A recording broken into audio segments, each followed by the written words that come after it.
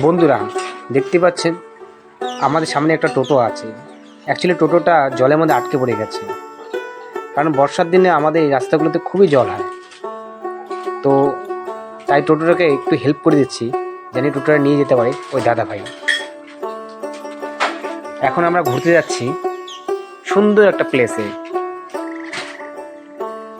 প্লেসটা খুবই কাছেই, শিলিগুড়ির একদম নিকটে, যেটা হলো ফুলবাড়ি সেক্টরে পড়ে।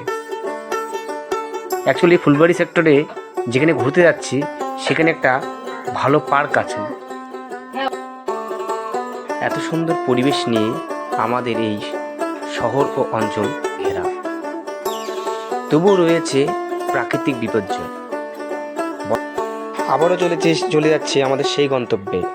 যেতে যেতে আমরা গাড়িটা থামিয়ে দিলাম এবং আমাদের বন্ধুরা একটা রিলস করবে শুটিং, তার জন্যই। নমস্কার বন্ধু, আমাদের গাড়িওয়ালা বন্ধু তুলেশ এখন শুটিং করবে হাইটে হাইটে। সাথে আছে হলো ডাইরেক্টর, মিউজিক ডাইরেক্টর। না না, এমনি মিউজিক ডাইরেক্টর দেখো।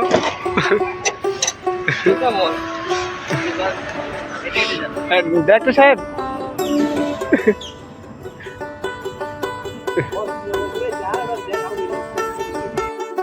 শুটিং প্রায় শেষের দিকে, তারপরে আবার চলে যাব আমাদের সেই গন্তব্যে, যেখানে আমাদের খুবই যাওয়ার আগ্রহ ছিল।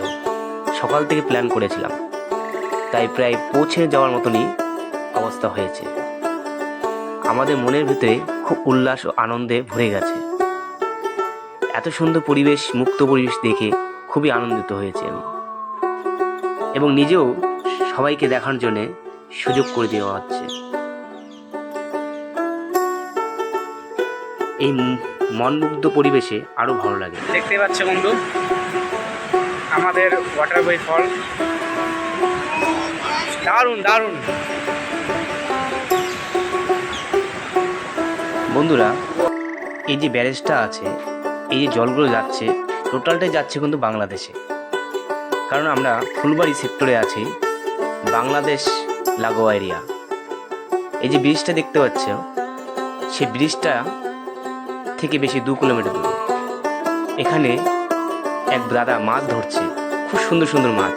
মাছগুলো দেখে খুবই ঠোঁটে জল চলে আসলো এবং মন চাইলো কিনতে, কিন্তু আমরা বেশিক্ষণ এখানে থাকলাম না, কারণ আমাদের আরও ঘোরার জায়গা বাকি আছে। তাই দেখতে দেখতে মনকে একটু সান্ত্বনা দিলাম। এখানে আবার কেউ জাল পেতেছে, প্রচুর মাছ এই জালে ধরেছে, তাই একটু দাঁড়িয়ে পড়লাম। এই কাকা জালটা নিয়ে চলে গেল এবং দেখলাম সেখানে সেরকম কিছু মাছ উঠে নেই যদিও, কিন্তু কিছু কিছু দামি মাছ আছে যেগুলো নদী আলিয়ে হয়।